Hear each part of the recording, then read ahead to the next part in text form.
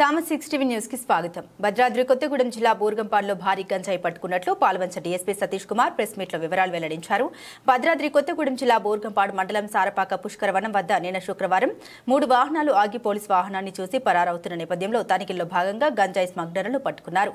3 వాహనాల్లో 250 కేజీల గంజాయి తరలిస్తూ బూర్గంపాడు పోలీసులకు పట్టుబడ్డారు. ఈ గంజాయి విలువ సుమారు 80 లక్షలు ఉంటుందని తెలియజేశారు. 6 నిందితులు పట్టుబడగా 6 పరారీలో ఉన్నారు. దుర్గంపూడి శివశంకర్ రెడ్డి ప్రధాన నిందితుడిగా తెలియజేశారు.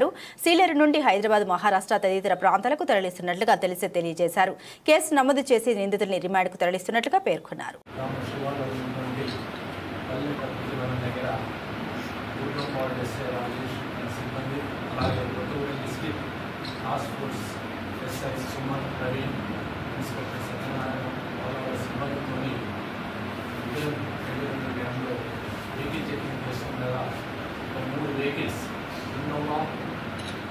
డిజైన్ అండ్ జస్ట్ వెహికల్స్ వీళ్ళ వైపు వస్తే సడన్గా హైకి మళ్ళీ వెంటనే తిరిగి వెళ్ళే క్రమంలో మా సిబ్బంది తొందరగా స్పందించి అక్కడికి వెళ్ళి ఆ 3 వెహికల్స్ కూడా పట్టుకోవడం జరిగింది. ఆ 3 వెహికల్ని తనిఖీ చేయగా అందులో సుమారుగా 250 కిలోల గాంజా ప్లస్ 6 వ్యక్తులు దాంట్లో 3 వెహికల్స్ ఉండడం జరిగింది.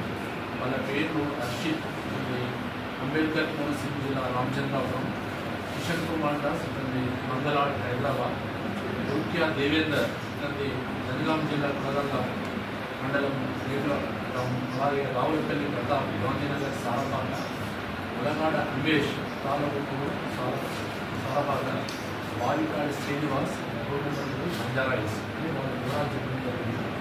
మా విచారణలో తెలియదు ఏంటంటే సారపాకకు చెందినటువంటి శివశంకర్ రెడ్డి ఒక ప్రధాన వ్యక్తి, ఈ గాంజాసి సరఫరాలు ప్రధాన ముద్దాయి.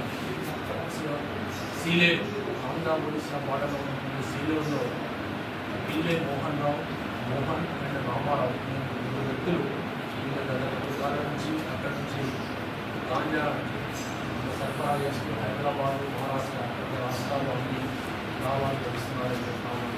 వీళ్ళతో పాటు ఇక్కడ మా దగ్గర పట్టినటువంటి దేవేందర్ గారి ఇప్పుడు 6 దేవేందర్ గారి వెహికల్ జనగాం దగ్గర లతీఫ్ అనే